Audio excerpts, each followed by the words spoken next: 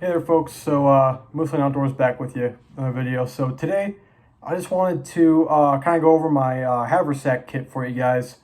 I know that I've been talking about doing my Haversack kit for a couple videos, so I'm going to give it out to you. So alright, let's get right into it, shall we? So to start off with, my Haversack is, I use the, you're probably going to see a recurring theme here, but I use the Pathfinder outdoors waxed canvas haversack. So this is a pretty awesome haversack, very nice stitching and stuff like that. It's got, of course, the Pathfinder logo on there, so that's always pretty cool. It has the main compartment right here, and then it also has like a small flap on the inside of the top flap, so I can add more storage and stuff like that. So I'll show you guys what I use that for in a little bit here. So alright, so starting bottom to top, I'll show you guys what I carry in here. So at the bottom, I just carry a shemagh, you can use it for like char cloth, stuff like that. You can use it to carry some like firewood, some twigs, stuff like that. Maybe use it as like a makeshift sling or a tourniquet, stuff like that. So there's a million and one uses for these shemaghs. So you always gotta have one in your haversack kit or in your kit in general. So yep, that's the bottom of my kit. And then on the bottom as well, I carry, this is a just a McNett tactical. This is a so this came with my microfiber towel that I have in here. But this is actually a pretty big kit in here that I like to carry as well. I mean, it looks a little bulky, some of you guys might think. So I mean it's a pretty good little kit that I created. So the top here, let's just go to the top. So I carry like a small just like boo-boo kits, like Band-Aids, stuff like some alcohol pads and stuff like that, and then some other stuff. And then I have some like medical tape. I got some like instant coffee as well. So let me just open it up for you here. So yeah, I got just like some small like medical stuff like Band-Aids, alcohol prep pads, all that stuff in here. Antibacterial ointment stuff, antibiotic ointment, stuff like that. I got some medical tape in there too. And I carry a couple of these Duke Cannon cooling field towel, cold shower towelettes. These things are lifesavers, especially in the summertime. I know from personal experience, like using these in the military and stuff like that when we're doing like field stuff. These come in handy, let me tell you. Like these things are the bee's knees, let me tell you. But yeah, and then I also carry just a couple things of like, instant coffee, just have some comfort things out in, whenever you're out in the outdoors and stuff like that. I carry a few things of this, of emergency, just to get like your vitamin C, immune support, stuff like that, so just so you don't kind of prevent yourself from getting sick out in the woods, that's never fun to get sick out there. So yeah, that's just my little comfort kit, stuff like that. I also carry some miscellaneous toiletries and stuff like that too, as well as like in my actual pack and stuff like that. So, and then next to that, I usually carry a thing of honey. So you guys might be asking, why do you carry honey? So the reason why I carry honey is because, of course, it tastes great. So whenever you can put it like in your coffee or something like that, or if you're bringing say you bring some cornmeal or something like that, you can make like fried cornmeal mush or something like that. So that's awesome on there, and also has many medicinal purposes too. So like you got a sore throat, you got headaches, something like that, you can take some honey, you're good to go. So I just keep something like that. I know a lot of folks do this, so that's just a thing that I like to carry as well. So, and then next to that, or sorry, I kind of went all over the place there, but also in my kit here too. So I also carry a Soul Survival Bivy. So this is like a beefed up space survival blanket. So these things are freaking awesome. These things will last you a while. So yeah, like helps like if you need it for shelter, or if you're hurt, something like that, you got some, keep your body heated and stuff like that. So as well. And then in here I also carry just 25 stormproof matches, more fire making stuff, another little wet fire tinder in there. And I also carry my Work Sharp field sharpener. This thing is awesome. So if you need to hone your knife edge out in the field, maybe sharpen some fish hooks, stuff like that, you got it. So you got coarse ceramic thing. You also got the fine. You also have this little ceramic edge sharpener as well. So it has fine, the fish hook sharpening thing, saying, which is really pretty cool. And it's also got the coarse one too, and also, which I like too, it also has a leather strap on the top too. So that's freaking awesome. And then these actually come off. So this one doesn't have a little compartment, but on the other side, take that off. It has, you know, like different ways to sharpen your knife, something like that. It has a little manual. I mean, you don't really need that if you know what you're doing. I just had it in there just in case, you know, I forget something or something like that. And then you also put like cotton balls, stuff like that in there. But multiple uses for these kind of things, folks. So it's always good to have with you. So got that. And then I have these, what's it called? I have these iodine tablets for disinfecting water. So I have 25 of each. So I believe you put one of each in, and then you let it sit for a while, and then you'll be able to get to drink it. So I like having these with me. So just in case, you know, I can't make a fire, but I need water, so I can go down like to water source, like in like a creek or like a little pond or something, get it in your canteen, put a couple of these, one of each of these bad boys in there, and then wait a little while and you're good to go. You got water for you. And then I also carry 100 feet of number 36 bank line. So this is awesome. So I think this number 36 bank line has a break strength, or I think the strength of this is 300 pounds. So this is freaking awesome, and like it barely weighs anything. So and then you got 100 feet of this stuff, so you're good to go. And then that's my cordage for this kit. And also I have like this microfiber towel. You know, I can use it for like wiping off my glasses, wiping sweat off myself. I can use that from Shimog too, or you can do like, you know, get this wet, you know, put it around your neck. Same with the Shimog that cools you off, evaporative cooling. I mean, there's a million ways you can use this for too, just like a Shimog. So this is kind of redundancy, you know. But enough of that. So then we'll move on to the next thing here.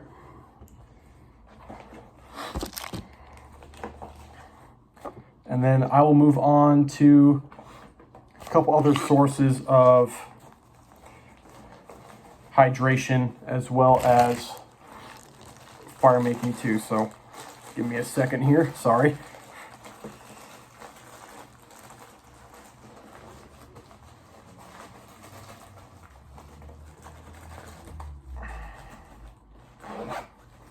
So that all fits together just like that. And then, in my Haversack, I also carry this is a 32 ounce USGI Canteen, as well as the metal cup for it too. As you can see, I use this quite a bit. You know, it's got some wear and tear on it from putting it in the fire and stuff like that. So yes, you know, use this for boiling water, cook stuff in it, you know, cup, all different sorts of stuff for this thing. So, and then it just fits together just like that. So good to go. And then if I'm on the move, what I can do is I can fill this up with water from a stream or a creek or like a lake or like a pond or something like that, river. I can put the iodine tablets in here, and then while it's purifying in here, I can use my life straw that I also carry with me. I can use this for if I'm on the move. I can just drink straight from like a pond or a stream or something like that.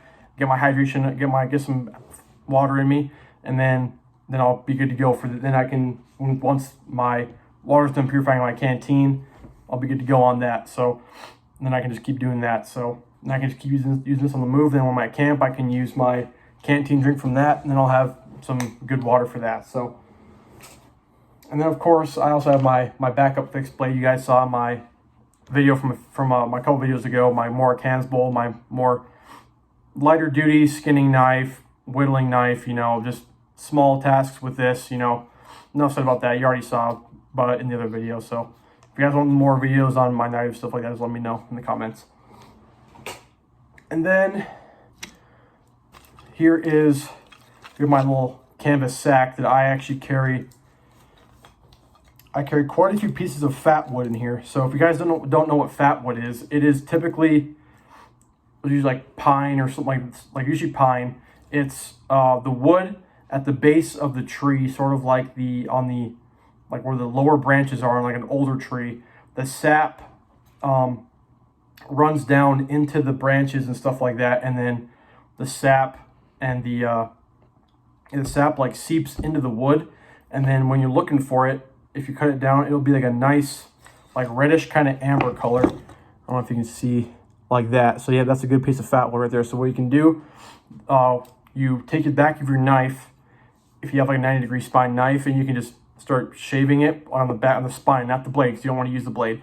So on the spine, you'll just start making small shavings, get a good pile about like that big, and then it'll take, and you strike a ferro rod, it'll burn for a while. Good fast burning pitch wood is really good because it burns hot, and then it'll burn for a little bit, and then that way you can get your like smaller twigs and like your bird's nest stuff like that on there. So that I just keep a good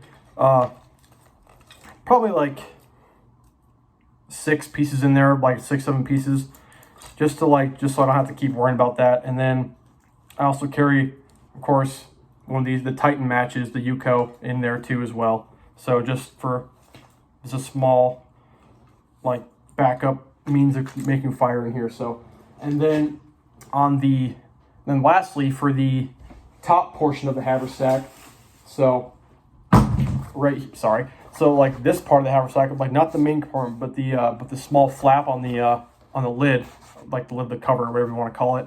Up here, I keep my main fire kit up there. So I'll show you what that looks like here in a second. Let me pull it out. So I keep it in this pouch. It's supposed to be like a pencil box, but I figured I thought it's actually perfect size for my fire kit. I got this up in on the North Shore of Minnesota, up in Grand Marais. If you guys have ever been up there, beautiful spot at the Lake Superior Trading Post there. So it's a cool Lake Superior little leather emblem on there. You know, it's reminds me of home. You know, so it reminds me of home. You know, just to, you know. But anyways, so this is where I keep my main fire kit. So I'll lay it all out for you here. So it's not that big of a fire kit, but it has quite a bit of contents here. So what I do, this is my another small little canvas pouch.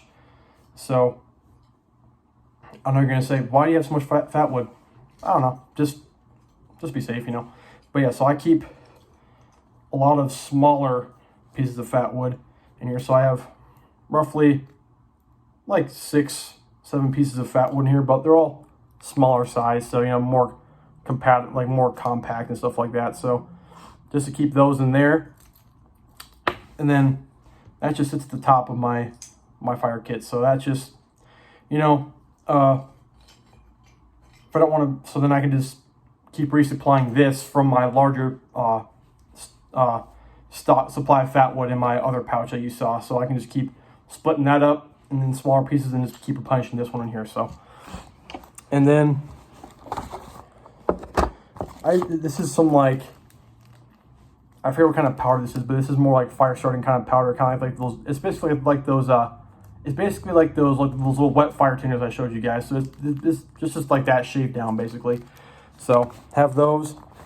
So yeah, so I have. It's basically like these wet fires, but they're just like ground down into a little pouch. So now you should keep another thing of 25 stormproof matches. Keep a Bic lighter in here, of course. You know, gotta have a Bic lighter on you. And this is where I keep my large ferro rod. So this is the 1/2 inch by 6 inch ferro rod that I like to keep in here. I think it's 1/2 inch by 5 or 1/2 inch by 6, one of the two. But yeah, this is the one that I bought from Self-Reliance Outfitters from Dave Canterbury's website. So this thing will last you a freaking lifetime. So yeah, just keep this in here, you know, good to go. You know it works. So, but this is my other container. This is my traditional flint and steel container.